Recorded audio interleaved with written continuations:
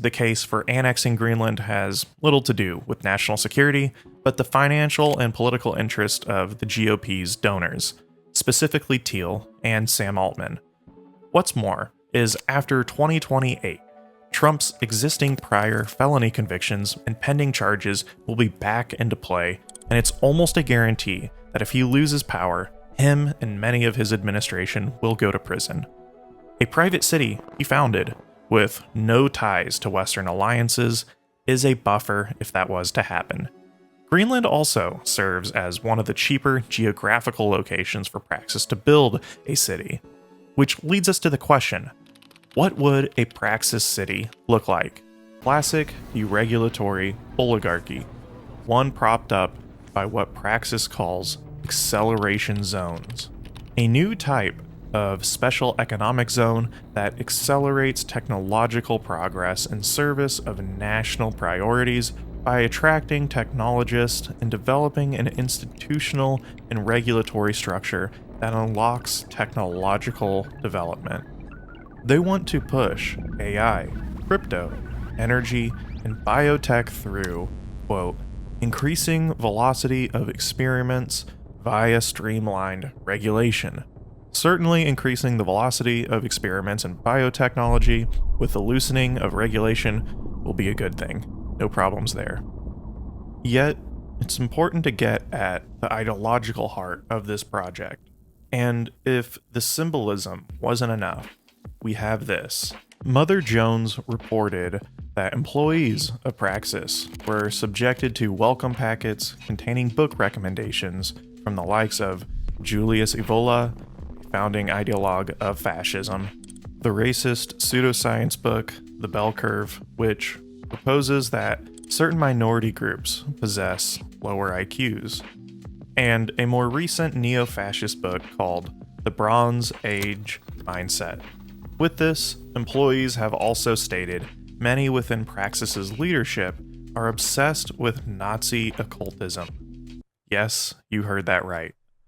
Brown is also an ardent fan of the very same Curtis Yarvin, originally an online blogger who has now become the core brainchild of the modern American right. So, I mean, I think that there are two different ideas here, right? So one is like, there's this guy Curtis Yarvin who's written about some of these things. Yarvin believes that America should be a techno-monarchy, a system exclusively ruled by tech oligarchs, where governance would happen at the corporate executive level, outside general democratic commons and representation. The center of his belief system is that democracy was a mistake. He believes slavery was preferable to civil rights, and holds the racist myth that white individuals possess higher IQs than others. Andy was present at the inaugural gala for Donald Trump. He holds praise from people like J.D. Vance and Trump's former cabinet members Steve Bannon and Michael Anton. Private cities are not only being proposed, but being constructed everywhere. As stated earlier, Thiel's Promanos is funding cities all throughout Africa, South Asia, and they were a lead funder in the famous Bitcoin haven Prospera in Honduras. All of these projects serve as tangible power grabs by people who have everything. When you have billions, can live quietly, peacefully, what else is there? It's power. People like Larry Ellison, Elon Musk, Peter Thiel, and Mark Zuckerberg want for nothing. The only thing they have left to gain is absolute, complete power.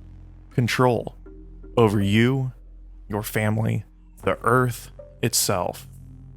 That is the very point of private cities, and why billionaires are lobbying the United States for its creation.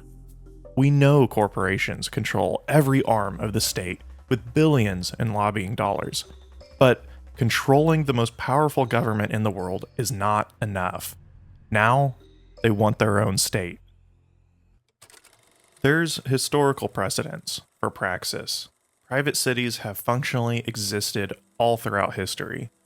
Places like Pullman, Illinois, Lowell, Massachusetts, and Matewood, West Virginia. Entire towns owned and controlled by single companies. historically coined as company towns, usually constructed to extract a specific raw resource. Mining towns, plantation towns, lumber towns, and these places often brutally suppressed labor organization, hosted extremely harsh working conditions, and effectively created their own contained city-states, where its citizens and workers had little say in their day-to-day life. Their housing, the food they ate, was not a matter of their own free will.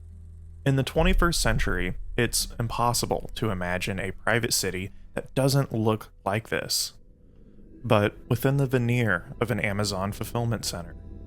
And that's putting its social relations politely. The actual reality would likely be much worse, akin to outright slavery for its working population,